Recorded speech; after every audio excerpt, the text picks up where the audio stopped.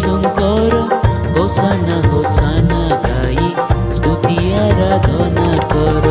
পিতম প্রতি বালক হইলে অভব কেবে হেমক ন দেলে।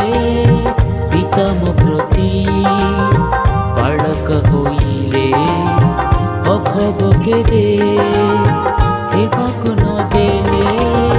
সবুরে সবু যিশুম হাত ধরি চলাইলে।